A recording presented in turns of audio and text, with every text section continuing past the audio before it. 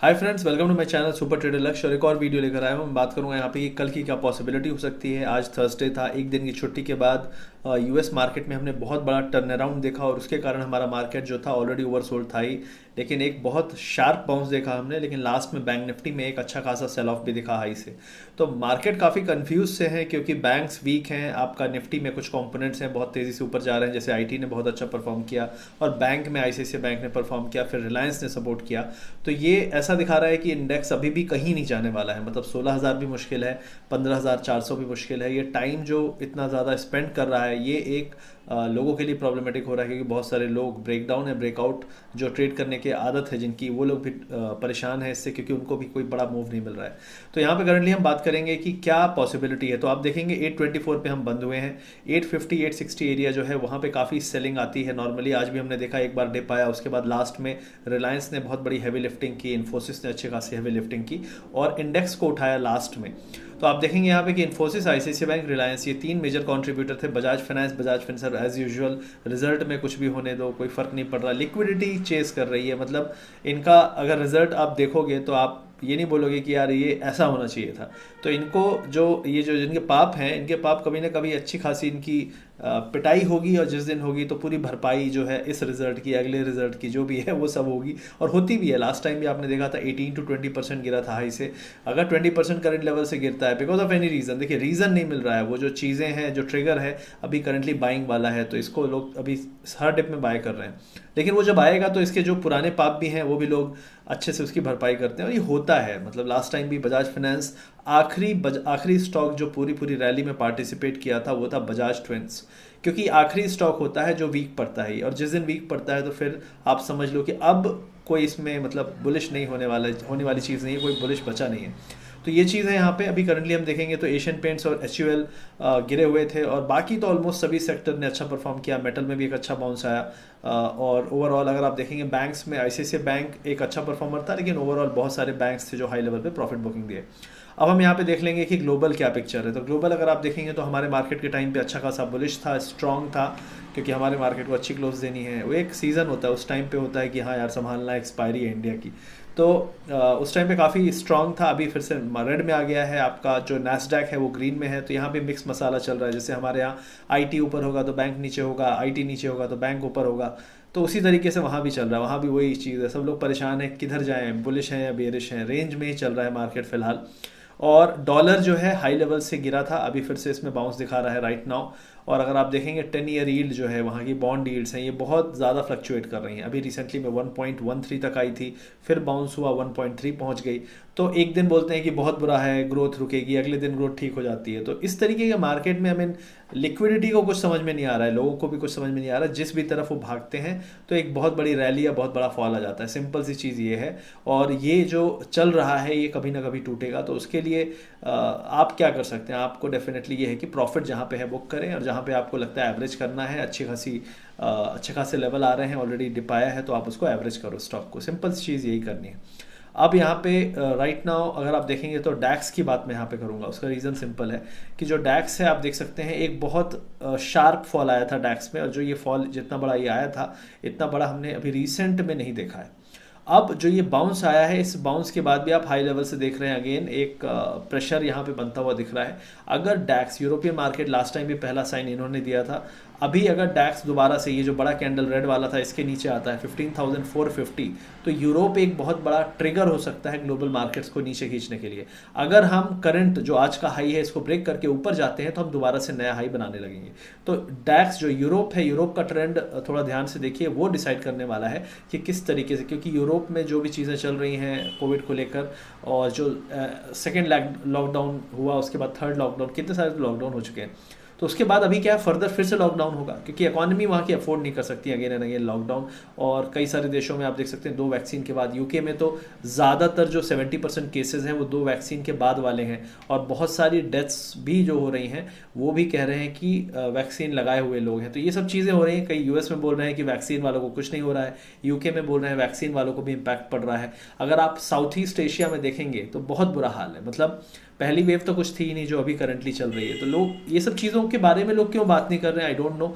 May be globally एक agenda चल रहा है कि यार पॉजिटिविटी पॉजिटिविटी, लोग मरते रहे कोई फ़र्क नहीं पड़ता। लेकिन ये बात नहीं है कि केसेस हैं, मतलब साउथ ईस्ट एशिया में सिर्फ केसेस नहीं है, रिकॉर्ड डेथ्स हैं।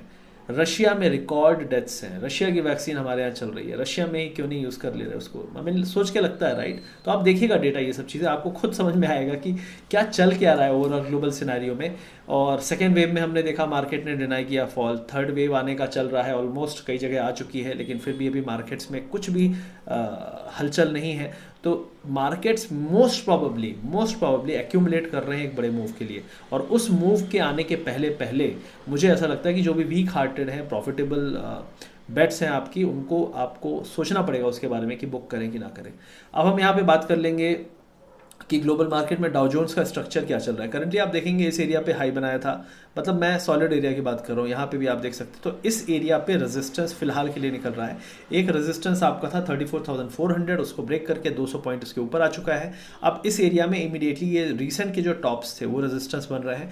अब यहाँ पे इसने रेड कैंडल भी बनाया है। अब देखते हैं आज किस तरीके से ये बिहेव करता है। ओवरऑल देखिए स्टॉक मार्केट में अगर आप देखेंगे तो राइट नाउ ग्लोबल मार्केट्स को सिर्फ एक आदमी मतलब एक चीज़ ड्राइव कर रही है, वो है लिक्विडिटी, और यूएस मार्केट का जो मूव है वो सब कुछ ड्राइव कर रहा है। मतलब हमारा मार्केट ब्रेकडाउन में था, यूएस मार्केट भी ब्रेकडाउन करने वाला था, लेकिन वहाँ से आप देखिए कितनी शार्प रिकवरी, जो भी फॉल आया था 2 दिन में उसने रिकवर किया। तो ये जब तक यूएस मार्केट एक हमको लीड नहीं देगा, हमारा मार्केट कोई भी डिसीजन लेने के लायक नहीं है और ना लेगा। तो ये चीज़ आपको यहाँ पे ध्यान देनी है। अब हम थोड़ा सा बात करेंगे एक ब्रोकर के बारे में जो आपको फॉरेक्स के एक्सपोजर दे सकता है। तो चलिए वो वीडियो देखते हैं, फिर हम कंटिन्यू करेंगे इंडियन मार्केट्स के बारे में। गाइस, तो यहाँ पे मैं बात करने वाला हूँ ऐसे प्लेटफॉर्म के बारे में जो आपको एक्सेस देगा ग्लोबल 3000 से ज़्यादा एसेट क्लासेस के लिए। क्रिप्टो करेंसीज करना है, CFDs करना है, फॉरेन स्टॉक्स करना है, आप सभी चीज़ों को यहाँ पे ट्रेड कर सकते हैं। इसका नाम है Capital.com। और Capital.com के बारे में ये वीडियो क्यों बना रहा हूँ, तो Capital.com जो है वो ग्रुप ऑफ कंपनीज हैं, बेसिकली बहुत सारे कंट्रीज में इनके पास लाइसेंस है, और जो भी कंपनीज हैं वो कॉमन प्लेटफॉर्म यूज़ करती हैं। और इनका लाइसेंस जो है वो साइप्रस से है, FCA से है, NBRB से है। और Capital.com सबसे पहला ब्रोकर था जिसने आर्टिफिशियल इंटेलिजेंस को ट्रेडिंग में लाया कैपिटल मार्केट्स में ट्रेड करने के लिए। तो ये बड़ी इंटरेस्टिंग चीज़ है। कंपनी किस तरीके से काम करती है इसके बारे में आपको बता देता हूं, इसमें क्या फायदा होने वाला है। तो इनका जो प्लेटफॉर्म है वो बहुत ही क्लासी है। मैं आपको यहाँ पे इमेज भी दिखा दूंगा, थोड़ा सा आपको एक्सपीरियंस मिल जाए किस तरीके का है। मैंने ऑलरेडी एक इस पे वीडियो भी बनाया था कि किस तरीके से आप इसमें ट्रेड कर सकते हो, फंड ट्रांसफर कर सकते हो। इस वीडियो के ऊपर कार्ड्स में आपको उसका लिंक भी मिल जाएगा, तो आप जाके चेक कर सकते हैं उस वीडियो को। डिटेल में पूरा सब कुछ समझाया मैंने उसमें। लेकिन यहाँ पे मैं आपको सिर्फ बताना चाहता हूँ कि करंटली Capital.com क्या कर रहा है और किस तरीके से आपको ये हेल्प कर सकता है ट्रेड करने के लिए। तो यहाँ पे आप सबसे अच्छी चीज़ है कि 3000 से ज़्यादा मार्केट ट्रेड कर सकते हैं, CFDs कर सकते हैं, लेवरेज पूरे वर्ल्ड में जो भी पॉपुलर इंडाइसेस हैं उसमें लेवरेज मिलता है, Apple, Facebook, FTSE, USD, euro and all that, जो भी ये पेयर हैं इनमें आप ट्रेड कर सकते हो। अब इसमें एक और चीज़ है कि 0% कमीशन है, कोई हिडन फीस नहीं है, मार्केट लीडिंग जो स्प्रेड्स है। तो CFDs के बारे में आपको थोड़ा सा पढ़ना पड़ेगा। तो यहाँ पे एजुकेशन का एक पोर्टल है, वहाँ पे जाके आप एजुकेशन भी ले सकते हो। आप यहाँ पे पाएंगे कि मार्केट लीडिंग स्प्रेड्स हैं, ऑर्डर एग्जीक्यूशन बहुत धांसू है, प्राइवेसी और सिक्योरिटी पूरी है। यहाँ पे एजुकेशनल ऐप है इन्वेस्टमेंट के लिए, ऑनलाइन कोर्सेज हैं, ट्रेडिंग गाइड्स हैं, और जो भी लेटेस्ट इकोनॉमिक और मार्केट न्यूज़ है वो इनके वेबसाइट पे आप पा सकते हैं। तो ये सभी चीज़ें इसको एक बहुत अपीलिंग पोर्टल बनाती है, ऐसा ब्रोकर बनाती है जो लोगों को चाहिए, जिससे आपकी जो भी ज़रूरतें हैं ट्रेडिंग करने के लिए वो पूरी होती हों। यहाँ पे एक नया ऑफर है, अगर आप नए हैं तो इस वीडियो के डिस्क्रिप्शन में मैंने लिंक भी दे दिया है। आप क्या कर सकते हैं, Capital.com में आप जाइए, वहाँ पे आप रजिस्टर करेंगे तो जब आप टॉपअप बैलेंस करेंगे तो आपको करीब $50 Capital.com की तरफ से मिलेगा। और ये जो चीज़ है आपको स्टार्ट करने के लिए भी करंटली ऑफर चल रहा है। तो अगर आप स्टार्ट करना चाहते हैं, इंटरेस्टेड हैं, तो इस वीडियो के डिस्क्रिप्शन में मैंने लिंक दिया, आप जाके चेक कर सकते हैं। अब यहाँ पे हम बात करेंगे कि किस तरीके से निफ्टी बैंक निफ्टी को आप प्ले कर सकते हैं। तो करंटली निफ्टी का अगर चार्ट देखेंगे आप तो इस एरिया पे सपोर्ट था, लेकिन इसने थोड़ी सी नीचे जाके वहाँ से एक स्ट्रॉन्ग सपोर्ट लिया और फिर हमने ये गैप अप देखा है। अब करंटली यहाँ पे एक ये गैप फिल करने की कोशिश हो सकती है। पहला एक ये पॉसिबिलिटी है 890 के लेवल्स तक जा सकता है निफ्टी। और अगर ये गैप फिल करने नहीं है, क्योंकि हर गैप फिल होना ज़रूरी नहीं है, तो अगर हम यहीं से अगर वापस नीचे की तरफ मुड़ते हैं तो हम ये वाला गैप फिल करने जा सकते हैं 15,670 की तरफ। तो दोनों पॉसिबिलिटी खुली हुई हैं, जिस भी तरफ मार्केट घूमेगा। 780 जो लेवल है, 780 का लेवल अगर तोड़ता है निफ्टी तो उसके नीचे फिर आपको ये 670 तक गिरता हुआ दिखेगा। अगर आप देखते हैं कल कि हमको एक गैप मिलता है तो सीधे सीधे ये वाला गैप फिल हो जाएगा। तो प्रॉब्लम यही है कि गैप को नॉर्मली गैप से फिल करना एक अगेन प्रॉब्लम क्रिएट होता है, क्योंकि वापस फिर हम नीचे आएंगे। तो अगर हमको गैप अप मिलता है 900 के आसपास, मोस्ट प्रॉब्ली वो सस्टेन नहीं करेगा, क्योंकि सेम सेम लॉजिक है। लेकिन एक और चीज़ है कि यहाँ पे हम ऑल टाइम हाई के पास आ जाएंगे, तो वहाँ पे सेलिंग प्रेशर लास्ट टाइम भी मिला था।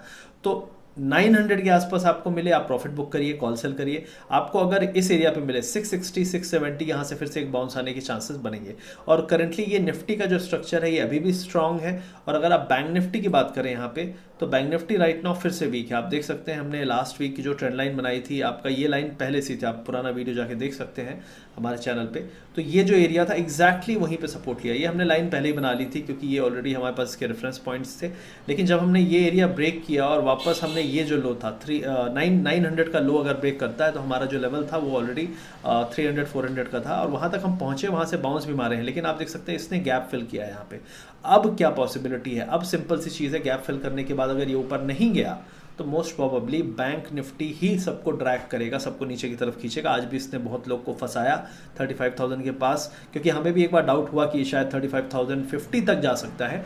फिर हमने अगले वीक के कॉल सेल किए तो उसमें भी प्रॉफिट बना। आज के वाले में तो बहुत ज़्यादा, मतलब इतना परेशान इसने किया होगा आज सबको, जो ऑप्शन बाइंग में ज़्यादा गए होंगे। तो इसलिए हमने ऑप्शन सेलिंग प्रेफर की, क्योंकि उसमें कम से कम ये है कि लॉस नहीं हुआ किसी का, और प्रॉफिट होने के लिए जो हमने अगले वीक का सेल किया उसमें अच्छा प्रॉफिट हुआ। तो ये चीज़ें आपको थोड़ी ध्यान देनी पड़ेगी। और मोस्ट प्रॉब्ली मार्केट अभी इनडिसाइसिव है, सीरियसली इनडिसाइसिव है। अगर आप सोचते हैं कि ये मार्केट ब्रेकडाउन या ब्रेकआउट कर जाएगा, बड़ा मुश्किल है, क्योंकि 2 दिन हमारा मार्केट गिरता है, तीसरे दिन यूएस बहुत बड़ी रैली कर देता है, और 2 दिन यूएस गिरता है तो तीसरे दिन यूएस ही अपनी बहुत बड़ी रैली करता है, पूरे ग्लोबल मार्केट्स को घुमा देता है। मतलब वायरस की प्रॉब्लम कल है, आज नहीं है, जबकि कल से ज़्यादा केस आज हैं। तो इस तरीके का बिहेवियर जो है, इसको प्रेडिक्ट करना थोड़ा मुश्किल है। तो मेरा सिंपल ये कहना है कि आप बाउंस पे सेल, बाउंस कहाँ तक आ सकता है वो रेंज देखिए, और डिप पे बाय। तो रिसेंट के जो सपोर्ट एरियाज थे वहाँ पे आपको बाइंग भी मिलेगी। अब हम यहाँ पे बात कर लेंगे थोड़ा मेटल स्टॉक्स के बारे में, क्योंकि मेटल काफ़ी स्ट्रांग है। आज हमने टाटा स्टील को पकड़ा, हम 1270 के आसपास निकल गए थे। लेकिन टाटा स्टील फिलहाल के समय फिर से एक स्ट्रेंथ दिखाता हुआ दिख रहा है, क्योंकि जैसे ग्रोथ, एक दिन ग्रोथ कंसर्न है, अगले दिन ग्रोथ कंसर्न नहीं है। तो ग्रोथ कंसर्न आए तो मेटल गिरा, अगले दिन कोई प्रॉब्लम नहीं है, कोविड चला गया है, तो फिर से वापस ऊपर। लेकिन फिर से 1280 के आसपास हमको सेलिंग मिलेगी। तो थोड़ा सा यहाँ पे बाउंस मिले, यहाँ पे हम फिर से कॉल सेल करने की कोशिश करेंगे। स्टॉप लॉस लगा देंगे 10 से 12 रुपये का, तभी करेंगे, क्योंकि प्रॉब्लम यही है कि मार्केट आपको एक मौका दे रहा है कि हाँ भाई ये ब्रेकआउट है या ब्रेकडाउन है, और उसके बाद फिर सडनली ऐसा बिहेव करता है कि आपको ही पता नहीं चलेगा किधर जाना चाहता है। तो फिलहाल के समय टाटा स्टील ये हाई को शायद दोबारा से टेस्ट करने जा रहा है, ना कि ब्रेक करने। अगर ब्रेक करता है तो 10 से 12 रुपये से ज़्यादा ब्रेक नहीं कर पाएगा, और वहाँ पे हम एक स्टॉप लॉस लगा के कॉल सेल कर सकते हैं टाटा स्टील में।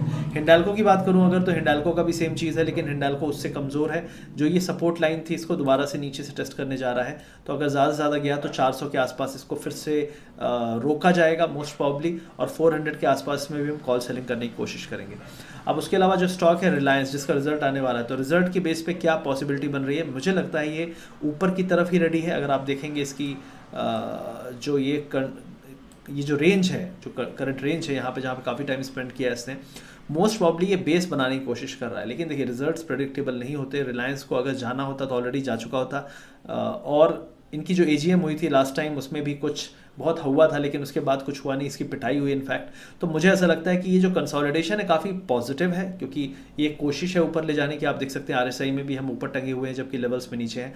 तो मोस्ट प्रॉब्ली मुझे लगता है एटलीस्ट 2150 तो आ जाना चाहिए। और जब तक रिलायंस का रिजल्ट आउट ना हो जाए तब तक मोस्ट प्रॉब्ली निफ्टी पे आप एक डायरेक्शनल बेट ना लीजिए, क्योंकि रिलायंस में इतना पावर है कि वो कुछ भी कर सकता है।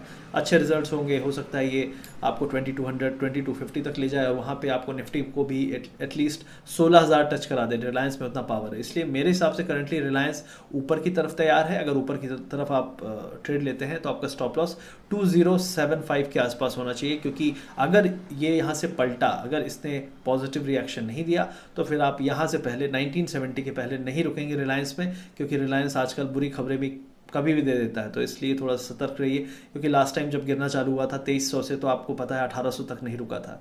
तो ये एक चीज़ रिलायंस में आपको ध्यान देना। उसके अलावा एशियन पेंट्स ने अपने हाई से फिर से करेक्शन दिया है। बहुत सारे लोग पूछ रहे थे कि हमने जो एशियन पेंट्स में कॉल सेल किया था उसका हमने क्या किया। तो हमारे टेलीग्राम चैनल पे आप सर्च कर सकते हैं, हमने लास्ट वीक ही इन्फॉर्म कर दिया था। 14,000 अप्रॉक्सीमेटली बुक किया था प्रॉफिट हमने उसमें, क्योंकि हमको समझ में आ गया था कि ऑयल जब नहीं, ऑयल गिर रहा है तो भी एशियन पेंट्स गिर रहा है। मतलब ऑयल अगर थोड़ा सा बाउंस हुआ या फिर ऑयल सही में अगर ज़्यादा गिरा, जो कि पॉसिबिलिटी हमेशा रहती है, तो एशियन पेंट्स अच्छा बाउंस दे सकता है। रिजल्ट्स भी आने वाले थे। तो उसको थोड़ा सा वॉच किया करिए। सिर्फ ट्रेड लेके पैसे नहीं बनते, थोड़ी आँख खोल के नाक कान सब खुले रखने पड़ते हैं, तभी पैसे बनते हैं। तो थोड़ा सा जागरूक रहिए। उसके अलावा आईटीसी में मैंने एक इन्फॉर्मेशन दी थी आपको कि गवर्नमेंट स्टेक सेल की बात कर रही है। अब स्टेक सेल करेगी नहीं करेगी, ये एक आखिरी पॉइजन है मेरे हिसाब से आईटीसी से जो बाहर जाएगा। अगर मुझे मिलता है 190 के आसपास तो मैं एक्यूमुलेट करूंगा, ऐड करूंगा, और इस एरिया पे मैं भी कुछ नहीं करूंगा। जितनी मेरे पास होल्डिंग है मैं उसको होल्ड ही करूंगा, ये मेरा व्यू है। उसके अलावा बहुत सारे लोग HDFC की बात करते रहते हैं कि HDFC क्या है, मतलब क्यों ये जब पिटाई होती है तो बहुत होती है, बाउंस आता है तो भी अच्छा खासा आता है, लेकिन फिर भी आप देखिए ये कभी भी अपने 2870 2850 के एरिया में नहीं गया, ना कि ये 2730 भी नहीं गया। इसका रीज़न क्या है? मेरे हिसाब से ये जो करंटली स्ट्रक्चर दिख रहा है ये है तो पॉजिटिव, अभी फिलहाल पॉजिटिव है, लेकिन इसका जो सपोर्ट एरिया है 2460 का है। 2460 के ऊपर जब तक है कोई बहुत ज़्यादा दिक्कत नहीं है। एक बार 2460 टूटा तो मुझे लगता है फिर ये फाइनली इस एरिया को गिव अप करके नीचे वाली रेंज में 2250 की तरफ जाने लगेगा। तो HDFC के पास आखिरी चांस है बाउंस कराने का, हेल्प करने का निफ्टी को 16,000 पहुंचाने के लिए। तो एक और स्टॉक है जिसकी बात मैं यहाँ पे करूँगा, वो है एक्सिस बैंक। तो एक्सिस बैंक अगर आप देखेंगे तो अच्छा खासा बाउंस था, स्ट्रॉन्ग मोमेंटम था। इसने इस एरिया से जो अपनी सपोर्ट लाइन थी और जो रेजिस्टेंस बनी हुई थी उसको ब्रेक करके पॉजिटिव सिनेरियो में गया, लेकिन वहाँ से फिर से गिव अप कर दिया। तो यहाँ पे कुछ प्रॉब्लम है मेरे हिसाब से। फिलहाल आप थोड़ी सी इससे दूर रहिए। हो सकता है रिजल्ट्स बहुत अच्छे एक्सपेक्टेड ना हो, जैसे HDFC का रिजल्ट आया उसी तरह मुझे लगता है ICICI बैंक में भी रिजल्ट आते आते, क्योंकि रिजल्ट के पहले जिस तरीके से मूव हो रहा है, अगर रिजल्ट आते हैं और रिजल्ट मोस्ट प्रॉब्ली थोड़ी सी भी डाउन बीट होते हैं तो पिटाई हो सकती है। देखिए बजाज ट्विंस को जज करने का तरीका अलग हो सकता है, लेकिन जो रियल बैंक हैं उनमें अगर प्रॉब्लम है तो लोग उनको बख्शेंगे नहीं मोस्ट प्रॉब्ली। और मेरे हिसाब से अगर ICICI बैंक का आपको लेवल जानना है तो 650 का एरिया है, जब तक इसके ऊपर है ठीक है, इसको तोड़ते ही हम वापस बहुत शार्पली इस एरिया को भी, ये एरिया बहुत इंपॉर्टेंट हो गया है। अब अगर हम किसी भी तरह से 640 के एरिया को तोड़ेंगे तो मोस्ट प्रॉब्ली एक लंबा करेक्शन हमें दिख सकता है इसमें, ऑलमोस्ट 610 620 तो मिनिमम जाना चाहिए। तो ICICI बैंक एक इंपॉर्टेंट जंक्चर पे है। यहाँ से हम देखते हैं रिजल्ट किस तरीके से होंगे और एक्सिस बैंक के रिजल्ट किस तरीके से होंगे। इन दोनों के रिजल्ट बहुत इंपॉर्टेंट है और यही ड्राइव करेंगे। तो आप देखेंगे मेजरली अगर बैंक्स में देखेंगे तो एक रिलीफ रैली आई आपका HDFC बैंक में। उसके अलावा आप देख सकते हैं ICICI बैंक में एक अच्छा मूव आया है, लेकिन रिजल्ट के पहले अगर पॉजिटिव सिनेरियो दिखाएगा तो रिजल्ट के बाद एक करेक्शन के चांसेस बनते हैं, जैसे कि हमने देखा है HDFC बैंक में भी। तो ओवरऑल ये सभी स्टॉक्स थे जो आज के लिए मैंने बताए। ओवरऑल हम कल के लिए थोड़ी सी वेट एंड वॉच में रहेंगे कि क्या मार्केट लेवल दोबारा से कंटिन्यू करता है रैली, या फिर बैंक निफ्टी प्रॉब्लम क्रिएट करता है। अगर बैंक निफ्टी प्रॉब्लम क्रिएट करता रहा तो 16,000 बड़ा मुश्किल होगा, इवन इफ रिलायंस सपोर्ट कर दे या फिर और कोई स्टॉक है जो जाग उठे। तो ये इंपॉर्टेंट है कि 16,000 में कुछ होगा नहीं, मोस्ट प्रॉब्ली आपको एक मौका दे रहा है मार्केट आपके प्रॉफिटेबल स्टॉक्स को निकलने का। 16,100 चला जाएगा, 200 चला जाएगा, आपको कुछ नहीं मिलने वाला है। ओवरऑल यहाँ से मार्केट अगले 3 महीने में कहाँ जाएगा ये आपको सोचना पड़ेगा। अगर आप पोर्टफोलियो मैनेज करते हैं या पोर्टफोलियो अच्छा खासा हैंडल कर रखा है, आपने बना रखा है, तो आपको ये सोचना है आज से 3 से 5 महीने में मार्केट क्या यहाँ पे होगा या इससे ऊपर होगा या इससे नीचे होगा। अगर ये तीनों सिनेरियो में आपको सोचना है सोचिए, और उसके बाद अगर आंसर आपको मिलता है कि नहीं यार दिक्कत हो सकती है तो फिर आप डिसीजन अपना लीजिए। आई होप वीडियो आपको अच्छा लगा। लाइक शेयर सब्सक्राइब जरूर करिए। मिलते हैं अगले वीडियो में। Thank you very much.